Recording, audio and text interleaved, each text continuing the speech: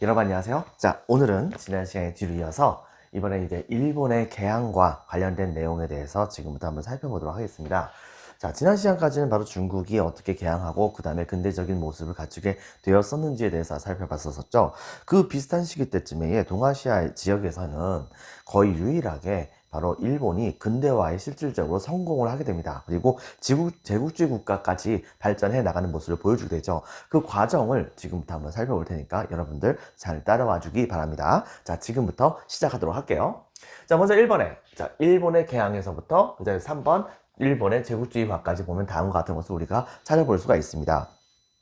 일본이 근대화 개혁 정책을 펼치기 전에 애당초에 일본은 네덜란드와 그 다음에 중국과 교역은 했었어요. 주로 이제 나가사키항을 중심으로 했었죠. 여러분 혹시 기억나는지 모르겠는데 이 나가사키항 같은 경우에는 바로 나가사키항을 통해 가지고서 교역을 하긴 했었지만 한국 내부까지 서양인들이 들어오게 하지는 않았었죠. 바로 한국 바깥쪽에다가 인공섬이 있었던 데지마라고 하는 이제 인공섬을 만들어 가지고서 그걸 통해 가지고서 교역했었다는 것을 예전에 수업 시간 때 한번 얘기한 적이 있었습니다.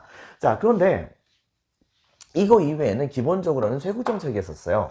자, 근데 그런 과정 중에서 어떤 일이 터지게 됐냐면, 이제 미국이 갑작스럽게 일본에 다가오게 됩니다. 이때 당시에 석유가 제대로 이제 쓰이기 직전이었거든요. 때문에 전 세계에 있었던 많은 사람들은 말이죠. 본격적으로 기름이 많이 필요해가지고서 기존에 있던 석탄보다는 기름을 통해가지고서 이제 연료로 사용하려고 하는 모습을 많이 보여주게 됐었었는데, 그때 주로 이제 많이 사용되었던 그런 연료 중에 하나가 바로 고래 있죠, 고래. 여러분들. 고래를 잡아가지고서 거기에서 나오는 그 기름을 이용해가지고서 바로 연료로 사용하는 것이 되게 유행을 했었어요. 자, 그런데 이제 문제는 뭐냐면 당연히 미국 쪽에서는 이것 때문에 고래를 많이 사냥하기 위해서 포경업이 되게 많이 발달하게 됐는데, 근데 고래들이 주로 많이 서식하는 그 곳 근처에 바로 일본이 있었던 거예요. 근데 고래를 미국까지 끌고 가는 것 자체가 너무나도 좀 멀리 있는 거잖아요. 이것 때문에 당시에 일본 지역을 바로 자기네들의 그 포경성 산업의 하나의 기지로서 삼으려고 했었던 그런 측면이 있었던 거죠. 물론 이제 또 하나 미국이 동아시아 지역에서 새롭게 자기네들이 중심이 돼가지고서 이제 강제로 개항시키려고 했었던 제국주의적 침략을 하려고 했었던 의도가 있었던 것은 사실이긴 하지만 말이죠. 자, 그렇기 때문에 이때 당시에 일본에게 바로 이제 개항을 하라라고 요구를 하려고 했었지만 일본은 여러분 알다시피 이렇게 쇄국 정책을 실시하고 있었던 상황이었잖아요. 자, 그러다 보니까 처음에는 이때 당시에 페리 제독이 미국에서 이제 파견했었던 일본을 개항시키라고 하는 임무를 받게 되었던 이 페리 제독이 처음에 와서 일단은 얼마 후에 바로 올 테니까 개항을 할 준비를 하도록 하시오라고 얘기를 해놓고서는 실제로 바로 얼마 후에 대규모의 미국의 군함들을 끌고서 이제 일본에 당도를 하게 된 거예요. 그리고서 대포를 빵빵 쏘면서 이때 당시에 이 에도 막부를 엄청나게 압박을 주게 되자 가뜩이나 서양 세력들이 중국을 완전히 깨부쉈다고 얘기를 들었었던 이때 당시 일본 입장에서는 바로 이 페리 제독의 그런 요구사항을 거부할 수가 없었던 것이죠. 그렇기 때문에 이때 당시에 어쩔 수 없이 개항을 선택을 하게 되었던 것입니다. 그래서 초창기에는 바로 미일 화친 조약을 맺었었어요. 자, 그러다가 나중에 미일 수호 통상 조약까지 맺기로 합니다. 그래가지고서 실질적인 통상, 즉 무역을 하는 그런 조약을 맺었다고 볼 수 있겠죠. 근데 여기서 이제 한 가지 문제가 생깁니다. 바로 뭐냐면 이 막부가 기본적으로 어쨌든 간에 형식적이긴 하지만 일본의 국왕, 즉 일본 천황이라고 하죠. 일본 천황의 바로 부하에 해당되잖아요. 그렇기 때문에 일반적으로 이제 내부적으로 다 결정해놨어요. 바로 미국에게 바로 개항을 하겠다고. 그런데 이제 이것을 일단은 형식상 일본의 천황에게 허락을 받아야 하는 그런 절차가 남아 있었기 때문에 교토에 있었던 일본의 천황에게 허락을 받으려고 했었습니다. 자, 그런데 문제는 뭐냐? 이때 당시에 일본의 천황이 바로 이러한 막부의 요구사항을 거절해버리고 개항하지 말라고 얘기를 하는 거예요. 자, 이렇게 되자 이때 당시에 막부가 이거에 대해서 되게 적지 않게 당황했음에도 불구하고 당시에 일본 천황의 말을 무시하고 미국과의 조약을 그때 당시에 진행을 하게 된 겁니다. 이른바 미일수호통선 지역을 이렇게 맺게 되었던 것이죠. 그리고 그 조약의 내용은 여기 보이다시피 최애국 대우를 해주고 그 다음에 취해법권을 인정해주는 영사재판권을 인정을 해주는 모습을 보여주게 되었던 것입니다. 이건 어쨌든 간에 불평등 조약이잖아요. 최애국 조약, 상대방을 가장 우대해주겠다라고 하는 조약이고 그 다음에 또 한 가지 취해법권, 바로 상대방의 국민들이 일본 안에 와서 죄를 저지른다고 한다면 바로 그 죄 지른 사람은 상대방의 국가로 넘겨줘 가지고서 거기에서 재판을 받도록 하겠다. 일본인들이 일본 안에서 저지른 미국인들을 일본의 법으로 재판하지 못하게 하는 그런 제도였던 것이죠. 근데 이런 조약을 이때 당시 딱 맺고서는 이때 당시에 바로 이 천황을 무시하는 모습을 보여주게 되었던 것입니다. 그런데 이때 당시에 일본 내부에서도 기본적으로 뭐가 있었냐면 서양에게 바로 이제 손을 들고서 항복을 해버리는 것은 안 된다라고 생각했었던 그런 사람들이 되게 많이 있었던 상황이었던 거예요. 근데 이때 당시에 이 막부가 너무나도 굴욕적으로 이렇게 불평등 조약까지 맺게 되면서 그러면서 조약을 맺게 되게 되자 이때 당시에 이 일본 정치계에서는 특히 지방에서 차별을 받고 있었던 그 사무라이 계층, 무사 계층 있죠? 이런 사람들은 이때 당시에 이 막부를 되게 많이 욕을 하게 됩니다. 그리고 우리가 지금 현재 보면은 막부가 말 그대로 나라를 서양에게 팔아먹으려고 하는 것이 아니겠는가. 그러니까 실제적으로 본다고 한다면 막부가 어떻게 일본의 국왕인 천황을 무시하고 있어 마음대로 그렇게 조약을 맺는다는 말인가 라고 생각하면서 이른바 바로 천황을 앞장 세우고 그 다음에 서양 세력을 물리치자라고 하는 이른바 존왕양이 운동이라고 하는 것이 일부 다이묘들 그리고 또 한 가지 하급 무사들 중심으로 막부 타도를 하자고 하는 운동이 벌어지게 되었던 것입니다. 그래가지고 한참 막 벌어졌었어요. 근데 문제는 뭐가 있었냐면 막부를 타도하는 거는 그렇다 치는데 이때 당시에 이 존왕양이 운동을 벌였었던 그런 사람들이 중심이 돼가지고서 당시에 교역을 하기 위해서 왔었던 서양의 배들을 향해 가지고서 대포를 빵빵 쏘고 하는 경우가 많이 있었던 것이죠. 이때 당시에 바로 일본을 와가지고서 교육을 하려고 했었던 서양의 선박들은 바로 이 대포를 발사했었던 지방의 다이묘들의 그런 군대들, 사스마권이라든가 초슈번과 같은 그런 번들의 군대에게 대응 사격을 하는 과정 중에서 순식간에 바로 사스마와 초수변의 그런 군비가 완전히 박살나게 되는 사태가 벌어지게 된 겁니다. 포대들이 전부 다 싹 다 박살내버렸어요. 그러다 보니까 여기에서 이들이 이제 깨닫게 된 겁니다. 딴 건 몰라도 서양의 과학기술을 어쨌든 간에 수용하지 않는다고 한다면 그런다고 한다면은 나라를 제대로 운영할 수가 없겠구나 라고 하는 것을 알아차리게 되는 거죠. 근데 이때부터 바로 이제 이들이 태도를 갑자기 180도 바꾸게 됩니다. 즉 바로 국왕을 앞장 세워 가지고서 그래서 막부를 타도하고 일본 천황을 권력의 중심으로 내세우겠다라고 하는 것은 같았어요. 근데 양이 즉 외국 세력을 막겠다라고 하는 생각은 완전히 변해서 무조건 서양의 문물을 수용하겠다라고 하는 운동으로 변환이 되는 모습을 보여주게 됩니다. 자, 그 결과적으로는 어떻게 벌어졌느냐? 막부가 타도돼요. 그리고 또 한 가지 천황 중심의 중앙집권 국가가 이때 당시에 만들어지게 됩니다. 그러면서 이때 당시에 일본의 천황이 몇천 년간에 걸쳐 가지고서 직접적인 통치를 하지 못하고 있다가 드디어 바로 일본의 천황이 자신의 권력을 다시 되찾게 되는 모습을 보여주게 되죠. 이것이 바로 이른바 메이지 유신이라고 합니다. 이걸로써 여러분들 바로 일본의 무사 정권이 무너지게 된 겁니다. 바로 이러한 개혁 내용을 보면 다음과 같이 우리가 살펴볼 수가 있어요. 이 메이지 유신 매우 중요합니다. 여러분 반드시 기억을 해줘야 됩니다. 첫 번째는 바로 뭐냐면 판적 봉환이라고 합니다. 즉 여러분도 알다시피 일본은 고유적으로 바로 봉건제가 실시가 되고 있었던 상황이었지 않습니까? 그런데 이때 당시에 일본은 바로 모든 지역에 있는 모든 영주들은 이때 당시에 천황에게 자기가 소유하고 있었던 그런 영지들을 전부 다 반납을 하는 거예요. 원래 그 지방에 있는 무사들이 갖고 있었던 그 영지들을 일컬어서 우리는 보통 번이라고 하는데요. 이 번을 없애는 겁니다. 그리고서 치현, 즉 중앙정부에서 직접적으로 통치하는 행정구역을 이때 당시에 실시한 거죠. 이른바 9년제가 제대로 시행이 되는 모습을 보여주게 되었던 것입니다. 9년제의 정점이 바로 왕이잖아요. 결과적으로 이때 당시에 일본은 중앙집권적인 국가로 거듭나게 되는 모습을 보여주게 되었던 것이죠. 그리고 또 한 가지 서양의 근대화를 본받아서 모든 사람들은 전부 다 평등하다. 누구 앞에? 바로 일본의 천황 앞에 전부 다 평등하다라고 하는 사민평등이라고 하는 것을 내세우게 됩니다. 여기서 사는 바로 무사를 말하고 민은 일반적인 평민들, 백성들을 말합니다. 근데 그 사람들은 전부 다 평등하다라고 하는 주장을 하게 됐던 것이에요. 그리고서는 원래 일본은 싸우는 사람이 무사들 이외에는 나머지가 전부 다 싸우면 안 되는 거거든요. 그런데 그들을 중심으로 해가지고서 이때 당시에 일본의 일정 정도 나이에 해당하는 모든 남자들은 전부 다 의무적으로 군대에 갔다 와야 한다는 징병제라고 하는 것을 본격적으로 실시하는 모습을 보여주게 되었던 것이에요. 그리고 징병제를 통해서 징병됐던 그런 사람들이 주로 이제 다루었던 무기들이 본격적으로 이제 총 같은 것을 많이 수용하거나 하는, 총 같은 것을 많이 다루거나 하는 것이 있다 보니까, 그리고 그런 것을 다루려고 한다고 한다면 기본적으로 신식교육 같은 것을 좀 많이 받아야 되는 것이 있잖아요. 그리고 국가 시스템도 중앙집권적이고 또한 서양을 많이 따라가려고 하다 보니까 서양의 문화 같은 것을 수용을 하려고 하는 모습도 분명히 있어야 되는 것이고요. 그런 것을 진행하려고 한다면 학생들을 서양식으로 신식교육을 시켜야 하는 것입니다. 때문에 여기 보다시피 신식교육을 진행하게 되었던 것이에요.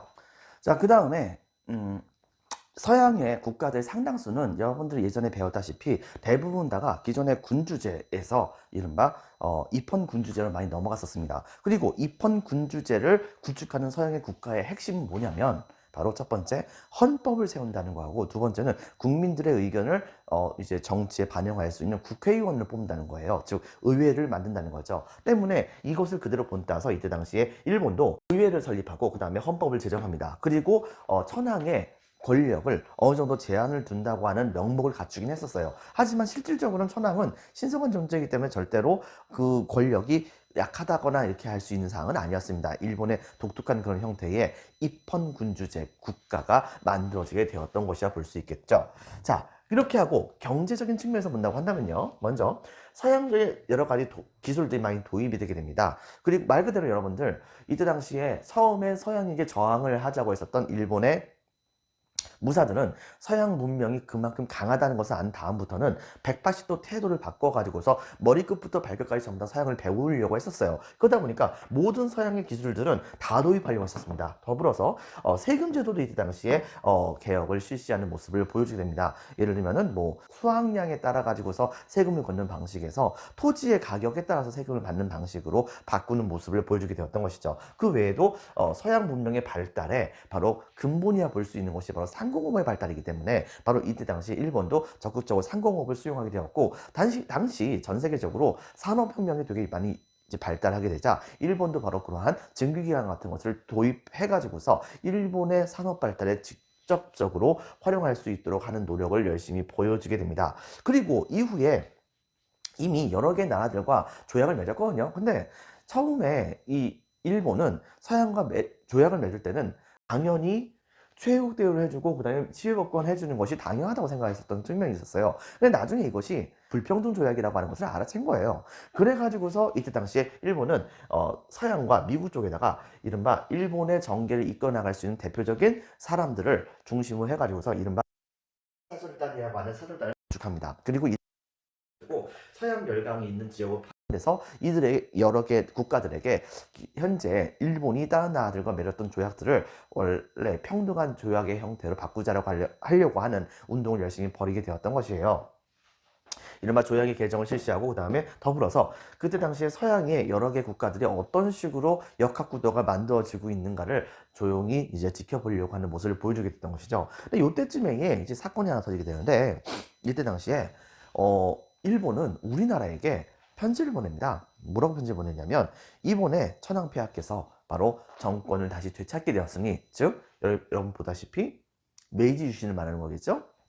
그러니 조선의 국왕은 달려와 엎드려서 뭐 이것을 축하하도록 하여라, 뭐 이런 식의 이상한 편지가 오게 됐던 거예요. 일본의 입장에선 이때 당시에 조선 쪽에 조선이 일본에다가 이른바 통신사를 파견했었었는데, 통신사로 파견되었던 사람이 바로 일본 막부의 쇼군이었거든요. 그리고 조선은 일본의 막부의 쇼군을 일본 국왕으로 생각을 했었어요. 그렇기 때문에 뒤집어 얘기한다고 한다면 일본인의 입장에서는 쇼군은 어쨌든 간에 권력이 강했긴 했었지만 일본 천황의 밑에 있는 존재인데, 조선의 국왕이 쇼군을 자기와 같은 동급으로 취급하려고 하는 모습을 보여주게 된다고 한다면, 그런다고 한다면 일본의 천황은 바로 쇼군 위니까 조선 국왕보다 위에 있는 것이 아니겠는가, 뭐 이런 식의 생각을 가졌던 그런 측면이 있었습니다.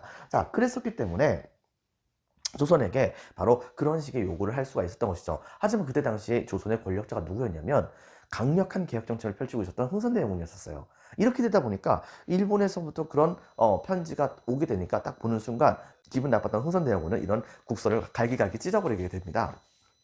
근데 이 소식이 나중에 일본에 전파가 되게 되자 일본 쪽에서는 아니 감히 제후국 따위에 해당했었던 조선이라는 나라가 바로 우리 일본 천황폐하가 보내신 이런 국서를 갈기갈기 찢어버려? 이 자식들 안 되겠네. 그래서 조선을 작살내자, 이른바 한반도를 정복하자라고 하는 정한론이라고 하는 운동이 벌어지기도 했었습니다. 나중에 이 소식을 들었었던 이때 당시에 이와쿠라 사절단에 같이 참여했었던 되게 유명한 사람이죠. 바로 안중근 의사에게 피살당했던 사람이죠. 바로 이토 히로부미라고 하는 사람을 중심으로 했던 그런 사람들이 화급히 이때 당시에 귀국을 해가지고서 바로 정한론을 주장했던 세력들을 제거하면서, 그러면서 이때 당시에 일본이 우리나라를 침범하지는 않았었습니다. 그렇다고 해서 일본이 우리나라를 침범할 마음이 완전히 없었다고 우리는 얘기할 수가 없는 것이겠죠. 왜? 아직까지는 일본이 조선을 먹을 수 있을 만큼에 해당하는 영향은 없었기 때문입니다.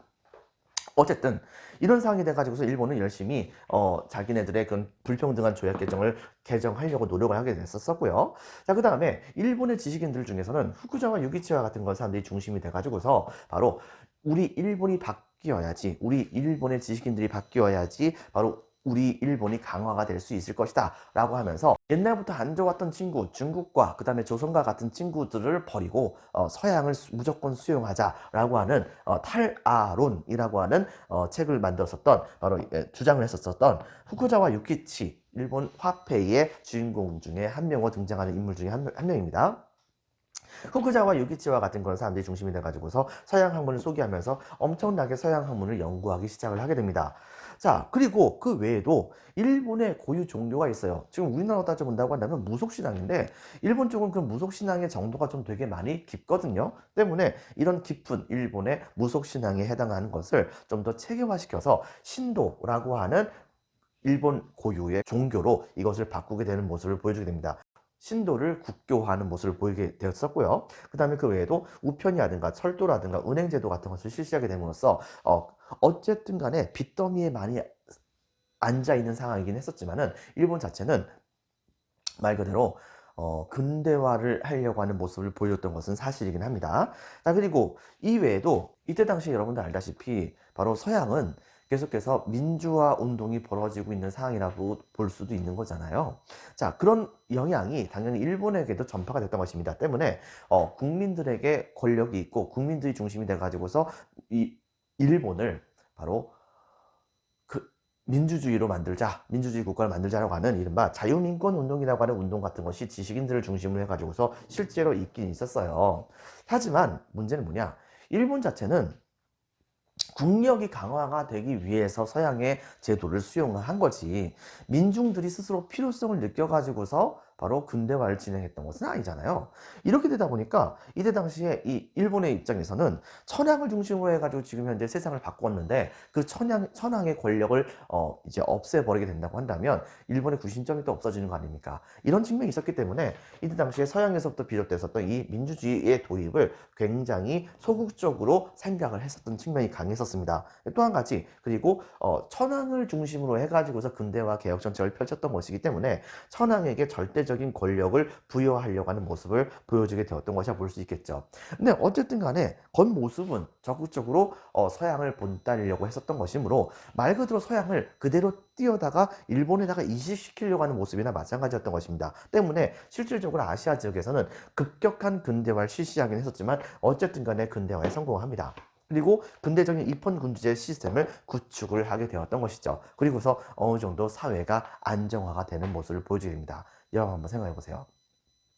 사회가 안정화되고 그 다음에 국력이 강했어요. 그렇다고 한다면 그 다음 단계 뭐겠습니까? 바로 주변 나라, 심약한 주변 나라를 침공해가지고서 그 지역을 장악하는 것이 중요하다고 생각했겠죠. 거기다가 더불어서 이 시대 때는 여러분들 잘 알다시피 사회 진화론이 엄청나게 유행했던 시기입니다. 그리고 또 한 가지 제국주의 국가들이라고 한다면, 즉 이른바 국격이 높은 국가들이라고 한다면 한두 개 정도는 식민지는 있어야 된다고 생각했었던 그런 시대였었어요. 이때 당시 일본은 바로 자기네들이 그렇게 따라가려고 했던 나라들이 바로 이 서양의 제국주의 국가였기 때문에 서양의 제국주의를 그대로 본따 가지고서 당연히 자기네들도 식민지를 가지려고 했었던 것입니다. 때문에 일본도 자연스럽게 제국주의 국가가 되는 모습을 보여주게 됐던 것이에요. 먼저 배경을 보면 중앙집권 체제를 확립한 다음에 대외팽창 정책을 본격적으로 실시하게 됩니다. 대외팽창 정책을 실시했었던 그런 과정을 살펴본다고 한다면요. 우리나라보다 좀 더 후의 이야기이긴 하지만 지금 현재 일본의 영토이기도 하죠. 옛날에 류쿠라고 하는 나라가 있었던 류쿠 왕국. 근데 그 류쿠 왕국을 이때 당시 공격을 해요. 공격을 해가지고서 완전히 일본의 것으로 만들어버립니다. 그래가지고서 거기를 지금 현재 일본의 영토로 만들었으니 지금 현재 거기가 바로 지금 현재의 오키나와라고 하는 곳이죠. 그 다음에 또 한 가지 1876년 정확히 얘기한다고 한다면 1875년에 조선을 공격을 합니다. 즉 당시에 엄청나게 많은 예산을 들여서 영국에서부터 최신식 군함을 하나 사요. 그리고 이 군함을 중심으로 해가지고서 조선으로 파견합니다. 조선으로 파견했는데 조선의 입장에서는 국가를 개방하지 않는 상황이었기 때문에 이때 당시에 서양의 배하고 비슷했었던 일본의 배를 딱 보고서 조선 쪽에서의 포대가 가만히 있을 리가 없겠죠. 특히 강화도 쪽에서는요. 때문에 이때 당시에 운용우라고 하는 배가 바로 조선 근처에서 측량을 하다가 거기다가 강화도 근처까지 가게 되자 강화도 쪽에서는 가까이 오지 말라고 대포를 빵빵 쐈는데 이것을 바로 운용우를 향해서 쐈다는 누명을 씌워가지고서 운용우 쪽에서 최신식 대포를 이용해서 조선 쪽의 포대를 전부 다 박살내버리는 모습을 보여주게 됐던 것이에요. 그리고서는 바로 그때까지 모아놨던 군대를 총동원해가지고서 조선에게 대항을 할 것인가 아니면은 일본에게 정복당할 것인가 뭐 이런 식으로 윽박지르는 모습을 보여주게 됩니다. 이때 당시 근데 웃긴 게 뭐냐면 서양과의 교역을 막으려고 했었던 흥선대원군은 권력에서 물러난 상황이었어요. 그리고 그 아들이었었던 바로 고종이 권력을 잡았었는데 고종과 그 다음에 명성황후 민비가 중심이 돼가지고서 서양 문물에 대해서 관심이 되게 많았던 상황이었거든요. 하지만 국내적으로는 바로 서양에게 개항을 하는 것을 그다지 좋아하지 않았었던 지배계층들이 개항을 반대하고 있던 상황이었었는데 갑자기 일본이 이렇게 쳐들어온 겁니다. 근데 문제는 뭐냐면 개항을 반대하는 유생들에게 니네들이 가가지고서 막으라 라고 얘기한다고 한다면 그 사람들이 어떻게 가서 그들을 막겠습니까? 또 한 가지 일본은 서양이 아니라 바로 옛날부터 조선과 조약을 맺고 있었던 교류를 하고 있었던 나라니까 바로 지금 현재 조약을 일본과 맺는 것은 옛날의 관계를 다시 한번 회복하는 것에 불과하다라는 식으로 이때 당시에 고종이 바로 국내에 있었던 그런 유생들, 양반들을 설득해가지고서 결과적인 조약을 맺게 됩니다. 강화도 조약을 맺게 됐던 것이죠. 물론 이 조약은 일본이 서양에게 배웠었던 바로 불평등 조약에 입각해가지고서 조선에게 개항 요구를 하게 됐던 것이고 조선은 그것도 모르고 그냥 조약을 맺어버리는 안타까운 모습을 보여주게 되었던 것이죠. 어쨌든 이렇게 하게 됨으로써 조선의 항구 세계를 개항하는 모습을 보여주고 그 뒤를 이어가지고서 계속해서 일본은 조선을 자기네들의 식민지로 만들기 위해서 책동하는 모습을 보여주게 됩니다. 자, 그렇게 하면서 거의 20년에 가까운 시간이 지나가게 되는 상황이 벌어졌었어요. 그 과정 중에서 이 조선 쪽에서도 여러 가지 일들이 많이 있었었죠.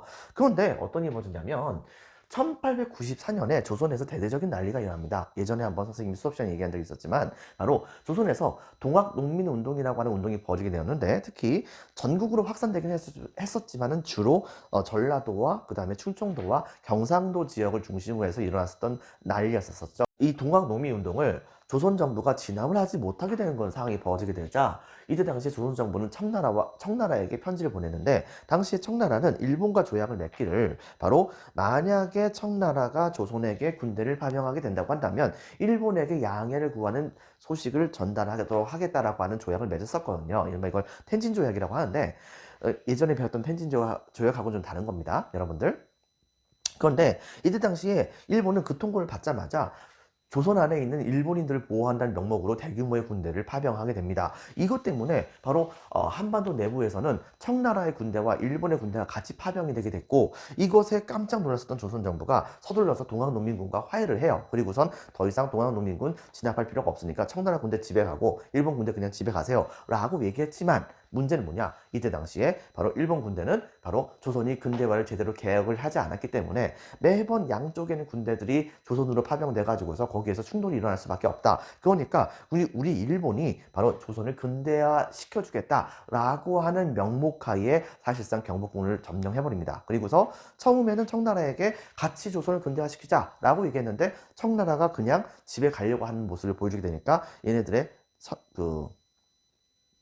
항상 하는 행보가 있습니다. 선전포고 원래 하고 나서 그 다음에 전쟁을 벌이는 것이 원칙이잖아요. 근데 먼저 청나라부터 기습 공격을 해버려요. 그렇게 하고 나서 그 다음에 선전포고하고서 전쟁을 벌이게 됩니다. 근데 이 전투에서 일본이 청나라를 기습 공격했는데 황해해전과 같은 전투에서 계속해서 일본이 승리를 한 겁니다. 조선 쪽에서는 경복궁을 점령해가지고서 조선 정부를 일본의 입맛에 맞게 좌지우지하는 모습을 보여줬었고요. 그리고 이 일본의 군대가 이른바 요동반도 근접까지도, 요동반 들어간 사람은 이쪽이죠.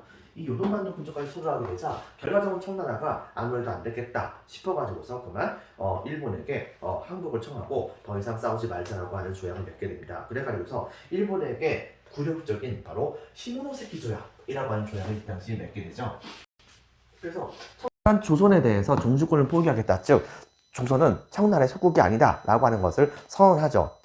이것은 곧 뭘 말하는 거냐면 일본은 이걸 가지고서 우리 일본이 청나라와 이렇게 싸웠던 이유는 조선을 청나라에게서부터 해방시켜주기 위함이다 라고 선전하고 다녔어요. 하지만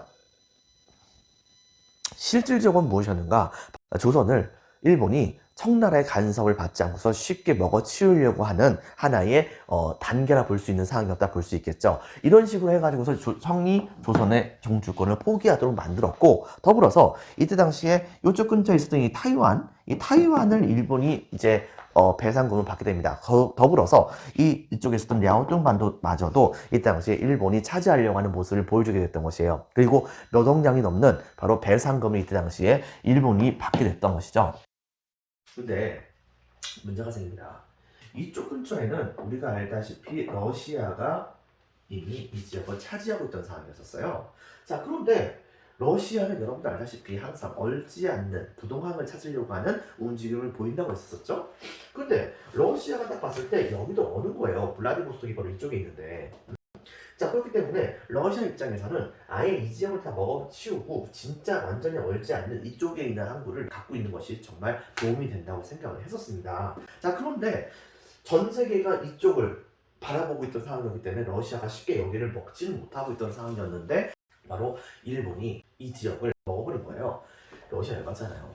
근데 문제는 뭐냐면 이때 당시에 러시아가 남의 나라 간의 그 조약에 대해서 러시아가 왈가불가하는 것도 좀 그렇기도 하고, 그러니까 이때 당시에 러시아는 이 지역을 일본이 차지하는 것을 막기 위해서 무슨 행동을 했었느냐, 당시에 세계 제2위의 제국주의 국가였던 이 프랑스에게 러시아의 편을 들어달라라고 얘기했었어요. 이때 당시 프랑스는 러시아와 동맹 중이었었거든요. 바로 이런 상황이다 보니까 프랑스는 일단 러시아 말을 들어줄 수밖에 없는 상황이었었죠. 두 번째, 이번엔 어디였었냐면 독일입니다. 독일 같은 경우는 러시아하고 그다지 사이가 좋았던 편은 아니었습니다. 자, 그렇긴 한데 당시에 서양 쪽에서 러시아가 관심을 많이 갖게 된다고 한다면 독일이 영역을 확대해 나가는 것이 되게 애로사항이 많았었거든요. 그런데 갑자기 러시아가 동방 지역에 관심을 가지려고 한 거예요. 그러다 보니까 서양 쪽에 대해서 러시아의 관심을 딴 데로 옮기려고 했었던 독일의 입장에서는 러시아의 입장을 적극적으로 지지를 해주려고 하는 모습을 보여줬던 것이라 볼 수 있겠죠. 결과적으로 어떤 일이 벌어졌었느냐, 러시아 입장을 프랑스와 독일이 같이 지지를 해주는 이른바 러푸독, 이 중에서 주도는 이제 러시아. 그래서 바로 이 세 개의 나라들이 일본에게 너 요동반도, 즉 랴오동반도에서 꺼져, 뭐 이렇게 얘기를 해버리는 겁니다. 여러분 한번 생각해보세요. 청나라와 싸움을 하고 미친 듯이 이제 많은 피를 흘렸었던 일본. 그런데 전쟁의 축하가 끝나기도 전에 갑자기 러시아, 프랑스, 독일이 일본 꺼져 이렇게 얘기하는 겁니다. 근데 문제는 뭐냐? 만약 그 말 안 들으면 러프독이 바로 일본을 침공하는 빌미가 제공되는 것이라 볼 수 있죠. 이때 당시 일본은 눈물을 머금고서 이때 당시에 이 랴오뚱 반도를 청나라에게 다시 반환을 하게 됩니다. 대신에 바로 몇천만 양에 해당하는 운을 더 받긴 했었지만요. 하지만 요동반도를 진출하고 싶었던 일본의 입장에서는 당연히 러시아가 좋았을 리가 없겠죠. 그래가지고서 어떻게 했냐면 반러 감정이 굉장히 올라갈 수밖에 없었습니다. 당연히 여러분 한번 생각해보세요. 당시 러시아는 세계 몇 위권에 해당하는 제국주의 국가입니다. 이제 막 제국주의 국가에 올라서려고 했었던 일본 쪽에서 본다고 한다면 러시아를 쉽게 넘어설 수 있는 상황은 아니었거든요. 때문에 일본은 이때 당시에 청나라에게서부터 받았었던 막대한 양에 해당하는 그런 그 은들을 거의 상당수를 이때 당시에 군사력을 강화시키는 데 다 투자를 벌여요. 여러분 한번 생각해보세요. 군사력을 강화시키는 데 투자하려고 하는데 그 군사력은 전부 다 현대식, 그때 당시로 따져본다고 한다면 현대식 무기로 무장을 해야 될 거 아닙니까? 그렇다고 한다면 그 무기를 만들어야겠죠? 당연히 근대공업도 하게 되는 것입니다. 이렇게 해가지고서 거의 한 10년 동안 열심히 힘을 키워나가는 모습을 보여줬어요. 대신에 이제 러시아는 조선하고 좀 더 이제 가까이 하려고 썼었죠. 그 사이에 조선 쪽에서 친러 정책을 펼치려고 하는 모습을 명성황을 중심으로 해서 민비를 중심으로 해가지고서 일어나게 되자 이때 당시에 일본은 민비 즉 명성황후를 이때 당시에 제거하는 모습까지 보여주긴 했었지만 결과적으로는 일본에 대한 적대감이 굉장히 강했었던 조선이 바로 일본의 품을 떠나서 러시아의 편을 들게 되면서 러시아는 조선에 대해서 좀 더 강화된 영향력을 계속해서 가질 수가 있는 상황이었었던 것입니다.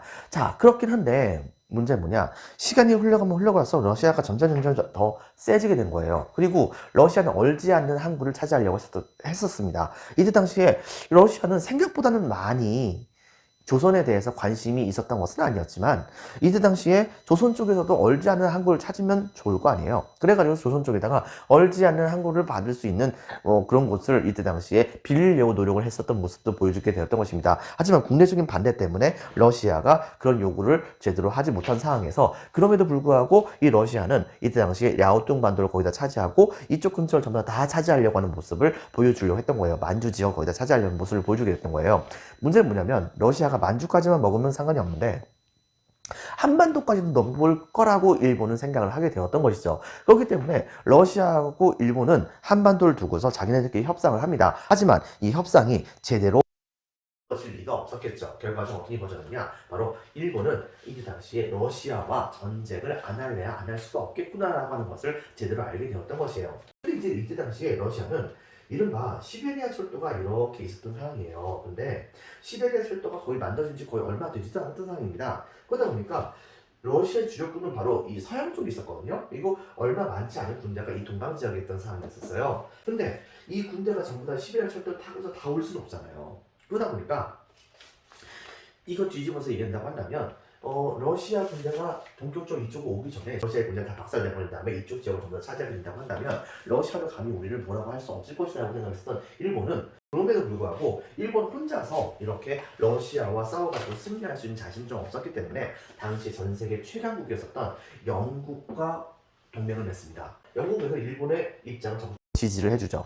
그 다음에 또 한 가지, 당시에 러시아가 태평양 지역까지 나타나게 되자 이것을 극도로 경계했던 나라가 있었죠. 나중에 세계 최강국이 되는 바로 미국. 이 미국의 입장에서는 러시아를 누군가가 막아주길 바랬는데, 근데 그때 당시에 미국이 나서기엔 조금 좀 이제 부담스럽고, 그런데 남이 좀 대신 나서줬으면 좋겠는데, 당시에 바로 이 러시아와 사이가 굉장히 나빠져 가고 있었던 일본이 바로 그 적절한 대안 국가라고 생각을 했던 거예요. 그래가지고서 당시에 이 미국은 적극적으로 이 일본이 이때 당시에 받았던 돈 가지고서는 일본의 군대를 더 키우는 것에 분명히 한계점이 있었으니까 정말 막대한 양에 해당하는 돈을 이때 당시에 일본에게 빌려줍니다. 자, 이렇게 되게 되자 일본은 바로 그 돈을 가지고서 열심히 군대를 키운 다음에 그 다음에 이 사람들 일본의 전매 특허 있죠. 바로 먼저 공격하고 선전포고 때려버리는 바로 이런 행동을 보여주게 됩니다. 첫 번째 본다고 한다면요. 정책이 계속해서 진행됐던 과정 중에서 조선에서 러시아 영향력이 강화가 되고 있었는데 거기에서 영일 동맹을 맺었고 그 다음에 미국과 우호 관계를 맺었으니 예를 들면 차관을 엄청나게 많이 빌렸었다고요. 돈을 많이 빌렸었다고요. 그리고 전쟁 배상금을 거의 상당수를 군사를 보여주게 했을 때 이때 당시에 일본은 돈을 빌려가지고서 군사력이 강화된 상황이긴 했지만 갑작스럽게 러시아를 선제 공격을 해버립니다. 그런데 여기서 무슨 어떤 상황이 벌어졌었느냐? 일본의 군대가 엄청나게 이때 당시에 조선반도를 통해 가지고서 만주 지역을 건너가게 됐었어요. 이쪽 지역에 있었던 러시아의 군대를 처음에는 계속해서 제대로 공격을 못합니다. 왜? 러시아 쪽에서 이른바 기관총이 있었거든요. 기관총 포대들이 있어가지고서 일본군이 막 총 들고서 막 달려가고 있으면은 그들 향해서 드르륵 다 쏴버린 거예요. 근데 문제는 뭐냐? 일본이 러시아에게 인해 전술을 해버립니다. 이렇게 되다 보니까 생각보다는 많이 이 기관총 부대가 별로 없었었던 이 러시아의 진지들이 하나둘씩 전부 다 함락당하고 그 다음에 이때 당시에 러시아의 함대가 블라디보스톡 항에서 출발해가지고서 이쪽을 끊으려고 했는데 일본 함대 총 다 동원돼가지고서 이 러시아의 함대들을 다 막아버리니까 러시아 함대들이 전부 다 이제 자꾸만 격침당하는 사태가 벌어지게 됐던 것이죠. 그러다 보니까 이거 안 되겠다 싶었었던 이때 당시 러시아는 시베리아 철도를 통해서 서쪽에 있었던 군대를 동원해서 이쪽으로 오고 싶었지만은 제대로 올 수 있는 상황이 못 됐어요. 생각보다 수송량이 시베리아 철도가 감당할 수 있는 수송량을 엄청나게 많이 넘어버리게 되는 상황이 되는 것이거든요. 때문에 안 되겠다 싶었던 이때 당시에 이 러시아는 상트페테르부르크 기억나죠, 여러분들? 바로 그 상트페테르부르크 근처에서 세계 5위권 안에 드는 강력한 러시아의 해군이 있었습니다. 이것이 바로 러시아의 발틱 함대인데 이 발틱 함대를 출발시켜 가지고서 바로 이때 당시 이쪽을 공격을 하려고 했던 겁니다. 근데 문제는 뭐냐면 이때 당시 수에즈 운하도 있었어요.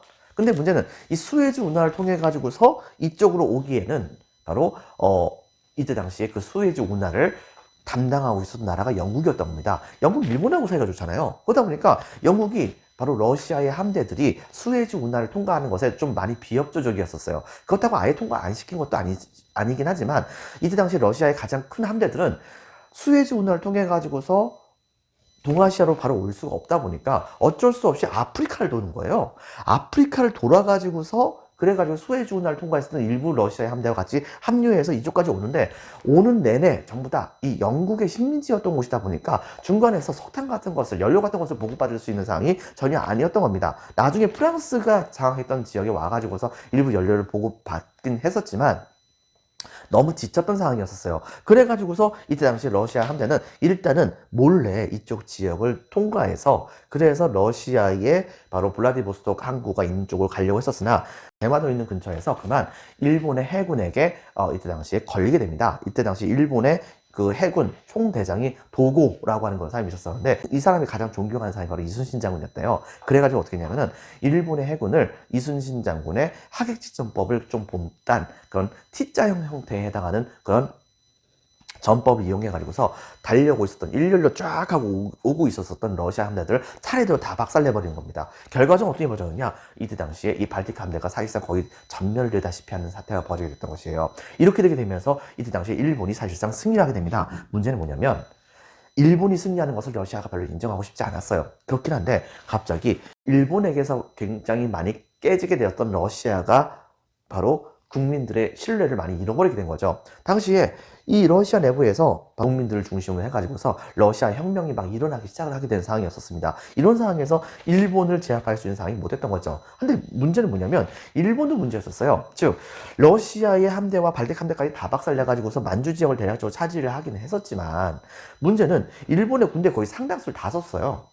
그래가지고서 이때 당시 그 군대를 다시 돌려야 되는데 문제는 뭐냐, 러시아의 직접적인 모든 군대들이 다 여기 오게 된다고 한다면 일본 무조건 패배하게 돼요. 하지만은 일단 점령을 했잖아요. 점령한 상태에서 러시아도 더 이상 혁명 때문에 싸울 수 있는 상황이 못 됐고 일본의 경우에도 이 지역을 거의 다 차지를 하긴 했었지만 사할린의 여러 개의 섬까지도 장악을 하는 모습을 보여주긴 했었지만 이 일본은 더 이상 전쟁을 계속해서 유지해 나갈 수 있는 상황이 못 됐던 것입니다. 근데 이런 상황에서 갑자기 짠 하고 등장했던 나라가 있었어요. 그 나라가 바로 어디냐면 미국입니다. 미국이 갑자기 짠 하고 나타나가지고서 그래서 이때 당시에 일본 그만 싸우자.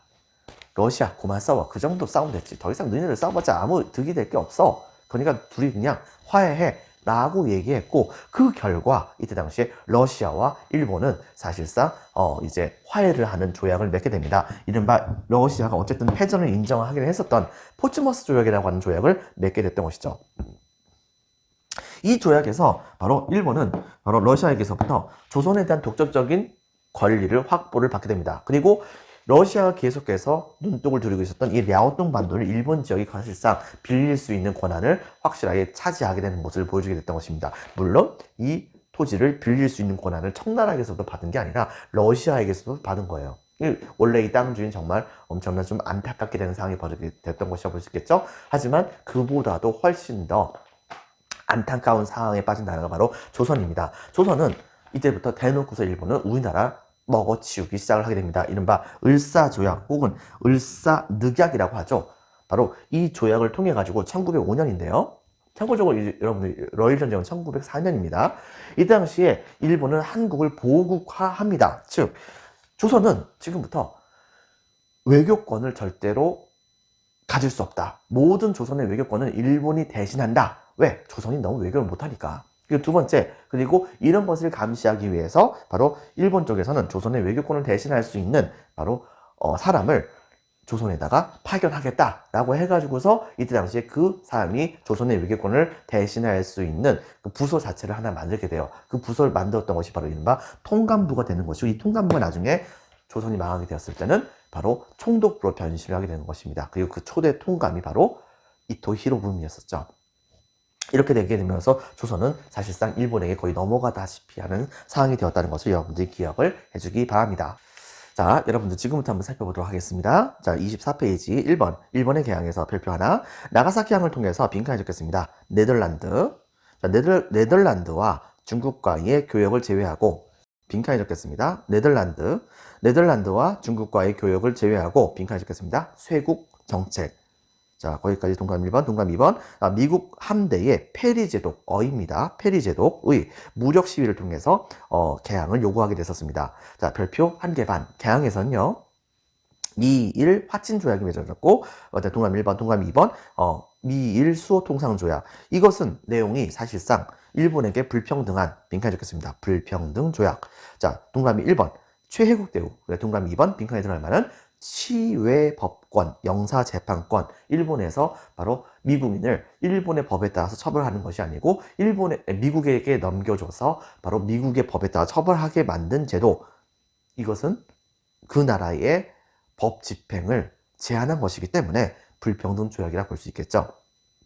그 다음에 동감 2번, 메이지 유신 너무 중요합니다. 별표 3개. 자, 배경에선 동감 1번, 굴욕적인 개항으로 인한, 자, 빈칸 읽겠습니다. 막부 권위 추락. 동감 1번, 동감 2번. 외부 상품 수입으로 인한 물가 상승으로 농민 불만이 굉장히 상승하게 됩니다. 이 과정 중에서 일부 다임yo 및 하급 무사를 중심으로 한 밑줄치겠습니다. 막부 타도 운동, 이 막부 타도 운동, 천황을 대신 내세우고 막부를 타도하겠다는 운동을 일컬어서 우리는 존왕양이 운동이라고 하죠. 존왕양이 운동 전개. 이 빈칸에 들어갈 말은 천황 박스, 천황 중심의 중앙집권 국가 수립, 메이지 유신이라고 합니다. 이게 바로 메이지 유신이에요. 내용은 별표 2개. 자, 정치에서 동감 1번, 판적 봉환, 번의 영주가, 각 지역의 영주가, 즉 다이묘들이 토지와 백성을 빈칸에 적겠습니다.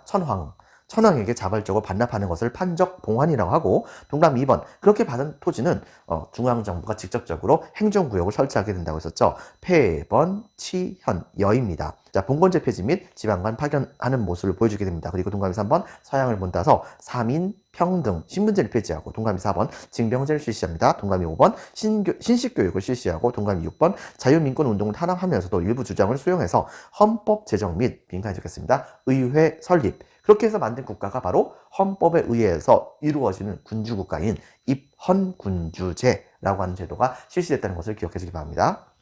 경제에서는요, 동감 1번, 서양기술 빈칸에 적겠습니다. 동감 2번, 조세제도 개혁. 동감 3번, 상공업 육성. 외교에서는요, 동감 1번, 유럽과 미국의 이와쿠라 사절단. 오른쪽에 나와 있죠? 이와쿠라 사절단을 파견하게 됩니다. 불평등 조약을 개정하고, 그 다음에 서양 상황을 파악하기 위한 목적이었습니다. 그리고 동감 2번, 대표적인 그런 일본의 근대 사상가가 바로 후쿠자와 유키치. 적어주세요. 후쿠자와 유키치.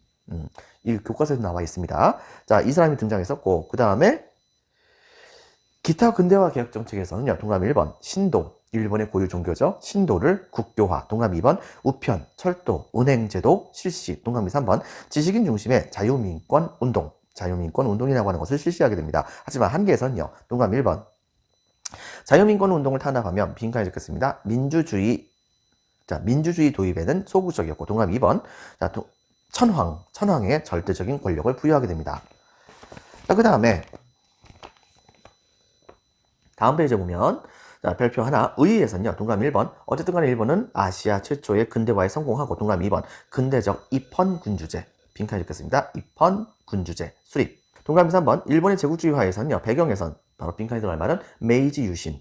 자, 메이지 유신으로 밑줄 치겠습니다. 중앙집권 체제 강화 후 적극적인 대외 팽창을 이뤘고요. 그 다음에 별표 하나, 대외 팽창에선 동감 1번, ryukyu, 바로 오키나와, 지금 현재 오키나와입니다. 오키나와를 점령하고, 동감 2번, 운요호 사건. 이때 당시 영국에서부터 사왔었던 그 최신식 배의 이름이 운요호였습니다. 기억해 주세요. 바로 운요호 사건을 빌미로 강제로 조선을 개항했으니, 이게 바로 1876년 강화도 조약,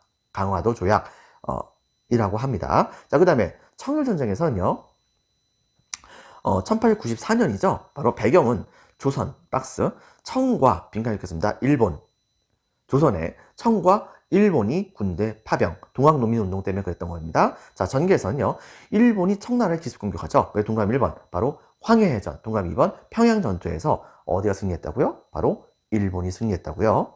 자, 그 다음에 결과에서는요, 시모노세키 조약, 시모노세키 조약이라고 하는 조약을 맺었는데, 이 조약에서 동그라미 1번, 이 결과 자체에다 별표 하나 쳐줍니다. 바로 동그라미 1번, 청의, 조선 종주권 포기, 동그라미 2번, 타이완, 그리고 그 다음에 라오뚱 반도까지 할양을 하게 됩니다. 동그라미 3번, 바로 배상금을 지불하게 되죠. 하지만 라오뚱 반도를 노리고 있었던 러시아는 삼국 간섭 1895년에 바로 삼국 간섭을 일으키죠. 러시아, 프랑스, 독일이 압력을 넣어서 동그라미 1번, 일본이 랴오뚱 반도, 이 랴오뚱 반도를 청나라에 반환하게 했고, 동그라미 2번, 이것 때문에 일본 내에선 반러 감정이 굉장히 고조가 되게 됩니다. 이후에서는요, 밑줄 치겠습니다. 그 청나라에게서부터 받았던 돈을 가지고서 근대공업 및 빈칸 찍겠습니다. 군사력을 강화시키게 됩니다. 자, 러일전쟁에서는 발표 하나, 1904년입니다. 배경에서는 동그라미 1번, 러시아의 남하정책, 빈칸 적겠습니다. 이것과 동그라미 2번, 조선의 영향력을 강화시켰다는 점, 동그라미 3번, 영일동맹을 체결합니다. 동그라미 4번, 미국과 우호관계를 형성하게 됩니다. 동그라미 5번, 전쟁 배상금으로 빈칸 적겠습니다. 군사력을 강화시키죠. 전개에서는요, 일본의 러시아 선제 공격, 이걸로 인해서 박스 치겠습니다. 일본 승리. 결과 별표 하나, 포츠머스 조약. 이 포츠머스 조약에서 동그라미 1번, 조선에 대한 독점적 권리를 확보하게 되고, 동그라미 2번, 랴오뚱 반도 조차권을 차지하게 됩니다. 자, 그 다음에 두 번째 별표 하나 치겠습니다. 을사조약, 을사늑약이라고도 합니다. 바로 일본이 한국을 보호국화합니다. 여기에서 내용은 동그라미 1번, 외교권을 박탈하죠. 조선의 외교권을 박탈하고, 동그라미 2번, 통감부 설치를 하게 됩니다. 자, 여러분들 오늘은 여기까지 하겠습니다. 수고 많으셨습니다. 다음 시간에는 바로 진짜 이제 5단원으로 넘어가도록 할게요. 자, 수고 많으셨습니다.